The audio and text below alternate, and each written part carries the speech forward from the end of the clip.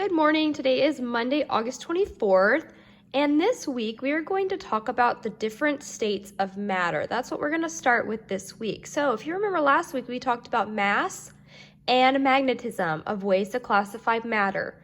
We're going to start today with the different states of matter. So that is another way to classify matter. So if you want to grab your ISNs or a separate sheet of notebook paper or computer paper, we're going to take some notes. What I did is, if you have your ISNs, please write right underneath Magnetism Explore Lab, we're going to write what's the matter. And what's the matter is going to be page 4 in our ISNs. Again, if you do not have that, separate sheet of notebook paper is fine. Now, if you want to use markers or pens or pencils to do this to make it colorful, that is totally up to you. I love markers, so I am using some markers. So, what's the matter? That is the topic of today.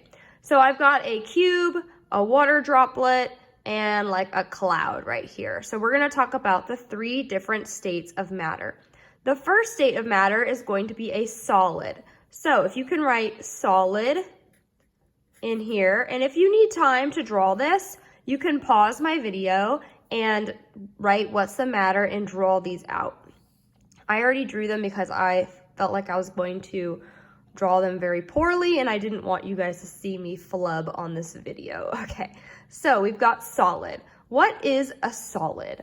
A solid has, so do some bullet points here, has a definite size. A solid has a definite size. That is a key to a solid. It has a definite size. Also, a solid has a definite shape. Has a definite shape. So examples of solids could be a dog. Dogs are solid. A phone. Phones are solid. Let's think, what else? A computer. They all have a definite size and a definite shape. They do not change their size or their shape. So if you want to jot down a couple more examples that are around your house or in your, in school, then jot down some examples of what a solid is. Next, we have a water droplet. So this is going to be a liquid. A liquid. So what are characteristics of a liquid? A liquid has definite volume, meaning it has a volume of what you put it in, the container you put it in. So it is going to take shape of its container. So whatever container you put it in, it'll take the shape. So think about it. I have a water bottle right here. So if I put water in this water bottle, the water is going to take the shape of the bottle.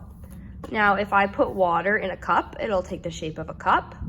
If I put water in an ice tray, it'll take the shape of an ice tray. If I just throw water on the table, it'll just kind of be flat. It'll take the shape of the table. So it takes the shape of the container that you put it in. So examples are water, Coke, soup, coffee. So those are all examples of liquids. And finally, we have a gas. So this is going to be gas. Now a gas has no definite shape. No definite shape.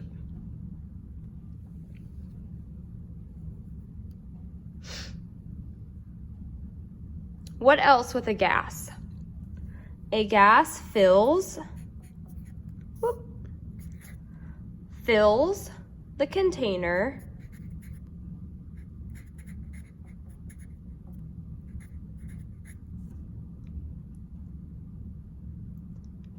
it's in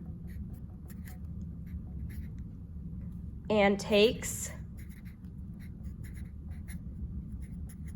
its shape.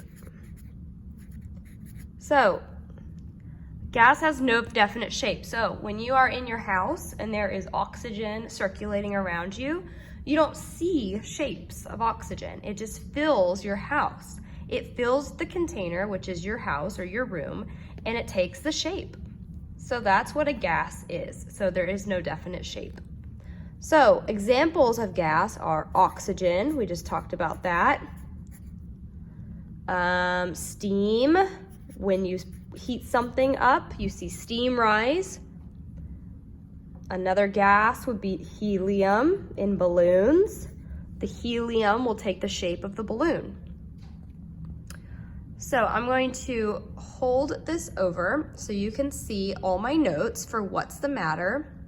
And remember, please either jot this down in your ISN, you can make it colorful, or on a separate sheet of notebook paper.